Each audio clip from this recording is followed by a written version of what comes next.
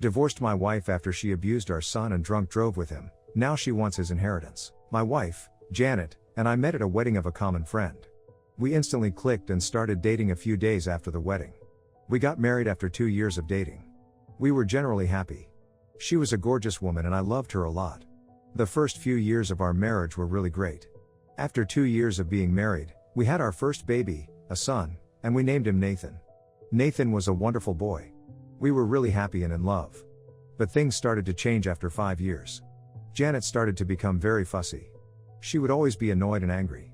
She even pushed Nathan once when he asked her to carry him. We would often get into fights and we would argue almost every day. Things became way worse when she lost her job and started drinking. Nathan was only 6 then. She would steam at Nathan all the time. I even saw a few bruises on his arm one time. She held his arm so tightly that there were bruises. I tried to talk to her multiple times and even offered to take her to therapy, but she would tell me that I was doing all those just to get rid of her. One day I came home from work and saw Janet passed out on the couch from drinking too much. I looked for Nathan all over the house but could not find him. I tried to ask Janet but she did not respond. I checked the broom closet below the staircase and found Nathan there. He was hiding in the broom closet and had bruises on his arms and cheeks. When I asked him what happened, he said that his mother slapped him because he asked her for some snacks. I could not even look in the eye of my 6-year-old son. I decided that I need to protect my son. After putting him to sleep, I talked to a friend of mine who was a lawyer. The next day I came home from work and asked Janet for a divorce. She became furious and started yelling at me. She said she was not going to divorce me. I confronted her about the way she hurt Nathan, but she said that he deserved it for annoying her. I told her that we were going to get a divorce and I will get custody of our son, and if she would try to disagree, I would sue her for child abuse. After the divorce talk, Janet improved a bit. She was sober at least during the days. One morning before going to work, Janet told me that she was feeling sick. I checked her temperature, but it was quite normal. She told me that she had been feeling dizzy since yesterday and also had a headache. I offered to take her to the hospital, but she refused and said that she will be fine after resting for a while. I told her to call me if she needed something and left for work. In between work, Janet texted me saying that she was going to her sister's place. She also told me that she was going to take Nathan with her. I did not disagree. I tried to call Janet after I got back home, but she did not pick up. Before I could call anybody else, Janet's sister called me. She told me that Janet and Nathan were both missing and her car was gone too. According to her, Janet and Nathan were at her place before she went to work, but after she returned she saw her living room was a mess. Janet and Nathan were missing and her car was gone. I rushed over to her house. I saw the condition of the living room and knew that Janet was the one who did it. She also took Nathan with her and I was sure she was the one who took the car. So, she took my child without letting me know, and she was drunk driving because there were many empty alcohol bottles in the living room. This was getting out of control. I could not let her take our son when she had already hurt him multiple times. So I decided to call the cops. After a few hours the cops called and told me that Janet and Nathan had gotten into an accident when the police tried to chase after them and told Janet to pull over. They were both admitted to the hospital, but Janet was going to be arrested. I went to the hospital and saw that nobody was seriously injured. Nathan just had a scraped knee and a few scrapes on his arms. When he saw me, she hugged me and cried and said that his mother forced him to go with her. She threatened to hurt him if he refused to do as she said. Janet was a bit more serious than Nathan. When I saw her, I confronted her. She said that she did all of that because she did not want to give Nathan to me. She said that her father named Nathan as the heir, and after her father's death Nathan inherited a large sum of money. She wanted that money, so she did not want me to have Nathan. I could not believe that she was the same woman who I fell in love with and got married to. I decided that I had enough with risking my son, so I reported Janet of child abuse. Am I an a-hole for calling the cops when my wife took my son without telling me? Update 1, Janet and I are finally divorced.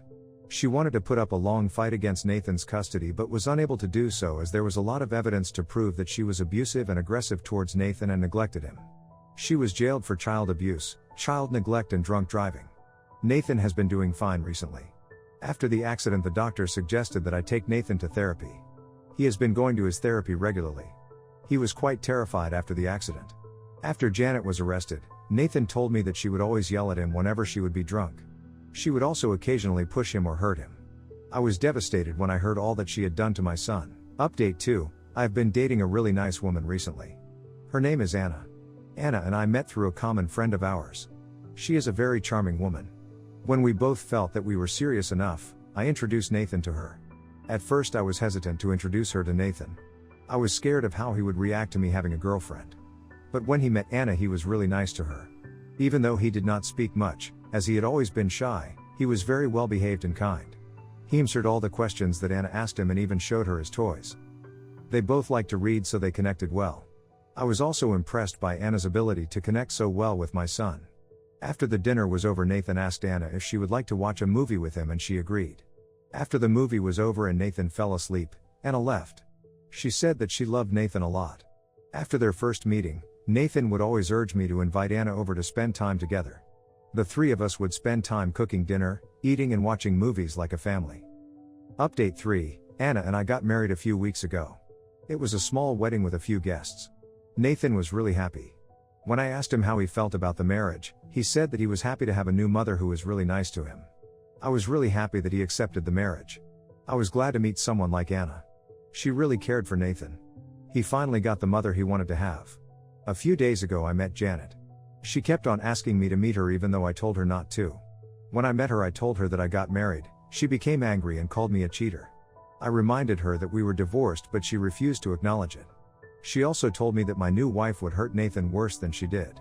She also asked me to return all the inheritance that Nathan received from his grandfather.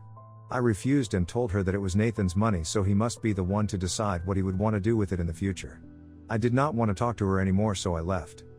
I, male 23, have a younger sister Paige, female 15. Our parents weren't the best parents for many reasons, but I ended up having to be a stand-in parent for Paige and taking on a lot of responsibilities. It isn't the best circumstances, but Paige and I have a very close relationship as a result of it. My sister is a good kid despite our crappy parents.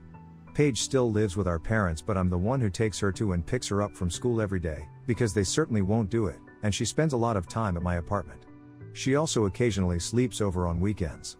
I have a girlfriend, Jackie, female 23, who I've been dating for around 3 months.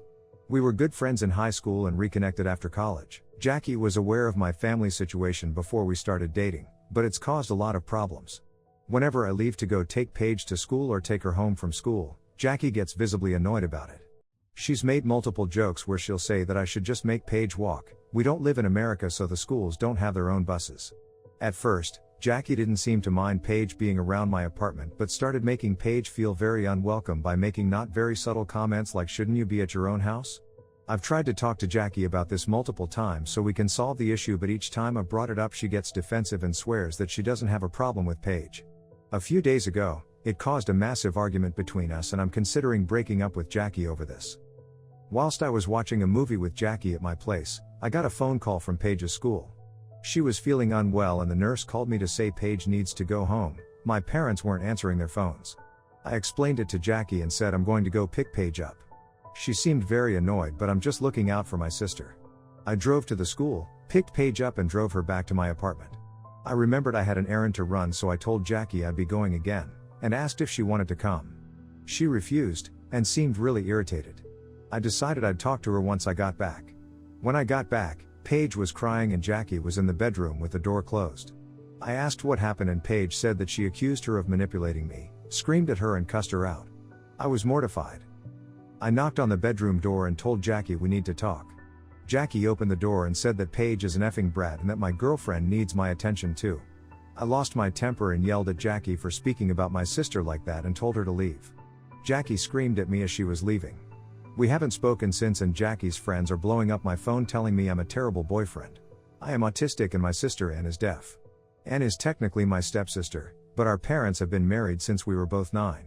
I met Anne through ASL club at school. I started going because my autism makes it hard for me to speak sometimes. I will go mute when overwhelmed. Sign made it possible for me to communicate with others. Anne and I are both 16 now. Our parents have not made any effort to learn more than the most important signs. We have tried to sit down and show them more. They simply know things like pain, thirsty, sleepy or sick. Anne has cried about her dad never having a full conversation with her.